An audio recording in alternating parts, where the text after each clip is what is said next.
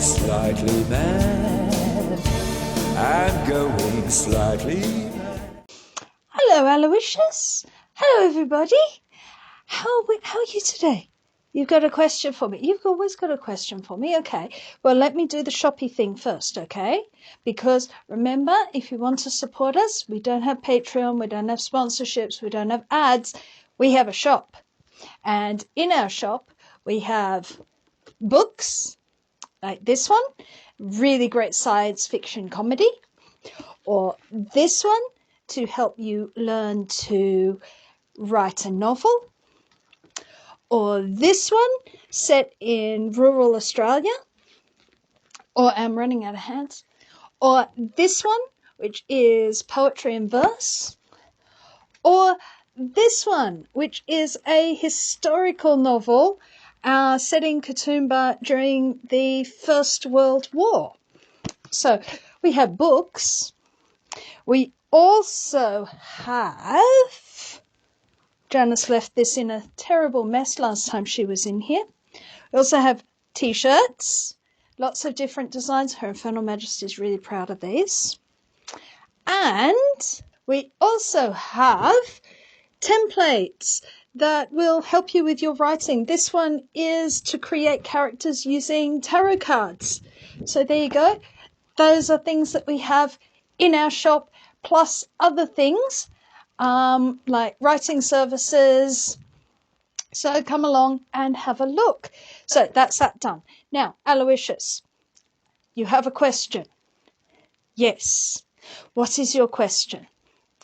What is the difference between point of view and perspective? Ooh, that's a good question, Aloysius. And what made you think of that? Well, I remember you did some videos about point of view. Yes, we did do some videos about point of view. We did a video on first and third person. We skipped second person because it's very rarely used. So we actually have two whole videos on point of view. Yes. And I was wondering how it's different to perspective. Okay. So, Aloysius, perspective. So, point of view is the positioning of your narrator. So, where your narrator is situated, whether they are a external narrator, like a third-person narrator, either an omniscient or a close third-person narrator, or if you have a first-person narrator who is the individual who is showing us the story as an active participant within the story.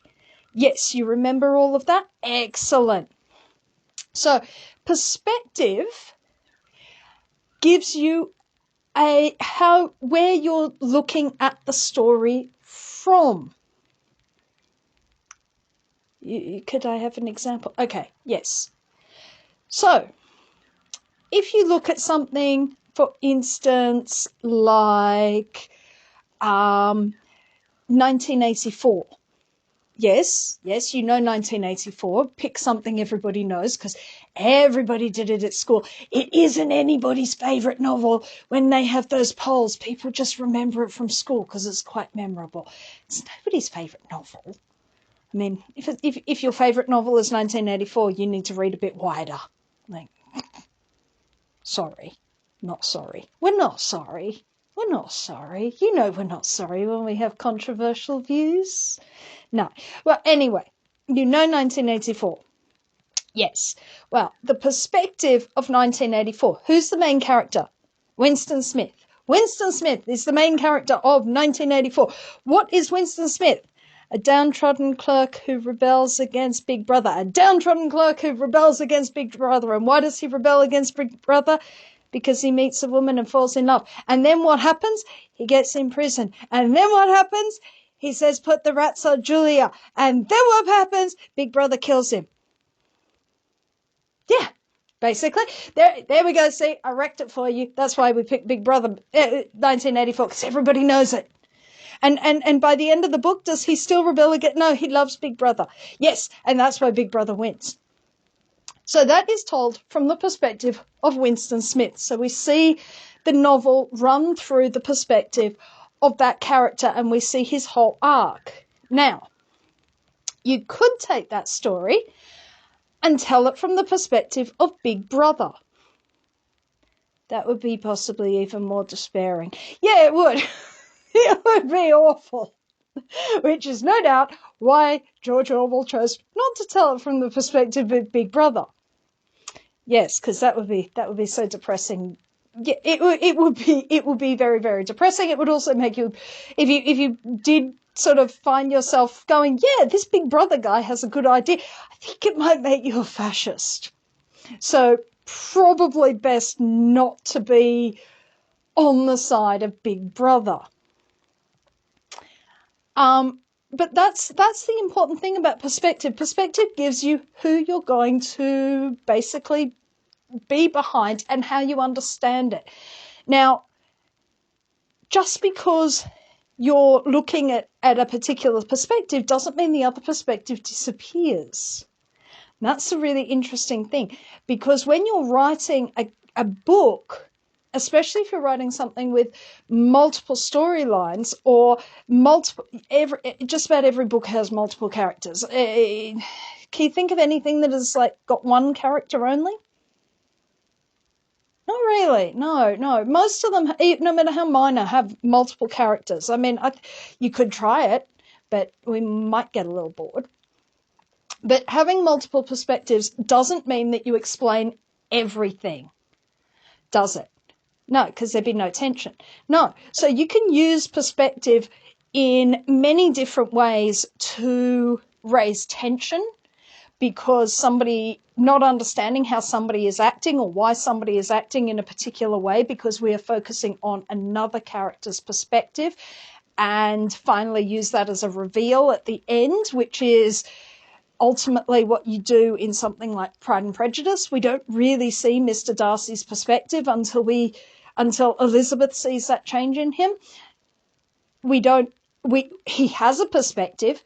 We see glimpses of it, but we don't see and fully understand it until we read the entire book. So that's where having it using Elizabeth, who does not have all things to her disposal, and focusing closely on her and not spending time with Mr. Darcy when she is not in his presence, really does help conceal what his perspective is, so that when he comes and declares his love, especially in the middle bit where he does that when she's staying with the Collinses, is like, where on earth did that come from? Okay, because we have concealed his perspective from her.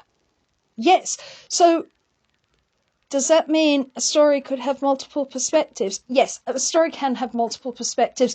And if you're using third person point of view, you have the opportunity of sort of showing and concealing different things. You see this with something like crime fiction. Yes, because you don't see the perspective of the criminal necessarily. We don't see their point of view. We're not understanding them. We're just trying to expose them. We might sometimes see them as a teaser, but if we understand them fully, what's going on, we're not going to be engaged in the book. So how do I know which perspective to use? Well, that's really interesting. How do you know which perspective to use? It depends on the kind of story you'd like to tell. Okay, I'm going to tell you a little story. It's not even a story, it's an anecdote. Okay, so yesterday, on the weekend, I put compost on all of my pots. I gave it all a feed of compost, and all the compost had lots and lots and lots of little wormies in there. And after I had put compost on all the pots, the currawongs, because it's the middle of winter, came down and said, "Oh, goody, worms," and started picking the worms out of the compost in the pots. Yes. Now, I could tell that story. If I were going to tell that story, I can have two completely different versions of me. Yes? Really? Yes. Yes, and both would be entirely accurate. This is where playing with perspective becomes really fun. Because if I was telling this story from the worm's perspective, I am a hideous monster who just put them into a post-apocalyptic hellscape where they're preyed upon by monsters and are forced to burrow for their lives in the hope of surviving after living safe and sheltered lives in the compost bin. Yeah, I can see that. Okay. Now, if I retell this story again from the Currawong's perspectives, yes, to the Currawong's perspective, I am a beneficent goddess who has just offered them an absolutely wonderful meal in the middle of a harsh, cold winter, a high protein meal that they did not have to work hard for. I am the goddess of plenty. But all you did was put stuff on your pot plants. Yes, all I did was put stuff on my pot plants. But depending on the perspective that you take, I am either a demon casting them into a post-apocalyptic hellscape or a goddess offering them succor and survival in the middle of a cold, hard winter. Does this make sense to you? Yes. Strangely, yes. So that's something to really consider when you're writing, is depending on the story you want to write, depends on the perspective you're going to take. And you need to think about that. It's not just thinking about plot as in this happens, then this happens, then this happens, then this happens, and therefore this person does this, and this person does this, and this person does this. Aside from anything, you're forgetting your causal linkages in that case. This happens because that happened, because this happens, because that happened. It has to have because. If you don't have causal linkages, the whole thing goes to plot. If it's without causal linkages, all you're doing is telling a tale. With causal linkages, you're writing a novel. You're writing a narrative. So causal linkages are really important, yes. But the perspective of the characters and how they interpret the events is very, very important in terms of the tone of your book. So if you're having trouble, yes, if you're having trouble with the tone of your novel, then look at your perspective, because shifting that may shift your novel into exactly what you want it to be. Is that why horror stories are very rarely written from the perspective of the monster? Yeah. Very rarely do you see horror stories written from the perspective of the monster. And when you do get the monster's perspective, like in what? Oh, come on, you tell me. Tell me. Frankenstein. Yes, like in Frankenstein by Mary Shelley, you have enormous sympathy for the monster because you get the monster's perspective. And in fact, the humans become more monstrous in their reaction to this poor reanimated corpse thing than the monster is horrific. And it creates one of the great sympathetic monsters that is a template for all the sympathetic monsters that you will find out in the world, because because of the perspective that was chosen to work with. So, do you understand perspective now and how it might be best used?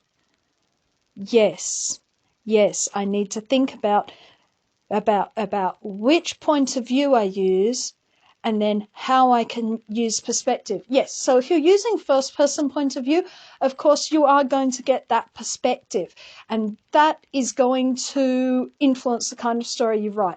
If you use third-person point of view, you have the option of having more perspectives, but more is not necessarily better. That's another big thing. More is not necessarily better if you don't feel confident with manipulating this. Okay? So sometimes you want to keep your perspective tight.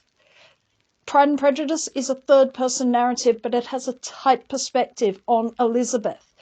If you look at multi-stranded narratives, you often have different perspectives. And as those stories come together and move apart, you gain greater understanding. Like what? Like, and this is probably one of the most complicated stories I've ever read, but and Otterline will do this one, is the Alexandria Quartet by Lawrence Durrell, which is 4 novels from different perspectives, essentially telling the same story from different angles. It is really fascinating. It is kaleidoscopic and is very, very dense to read. And yes, we are actually finding that we're reading a lot of other things in between and going back to it, because it's quite there's a lot to engage with, and it can actually feel kind of exhausting because of those multiple perspectives and keeping track of everybody. And yet it's very engaging.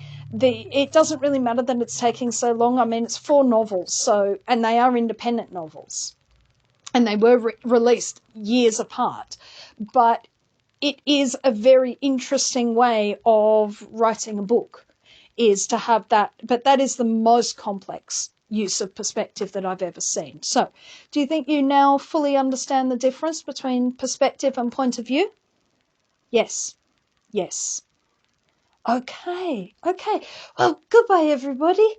The Volker Finger, ich bin ja Jesus, Bye-bye. If you would like to support this channel, come across to the Black Cockie Press website, www.blackcockiepress.com.au, where you will find books and other writing services to help with your writing.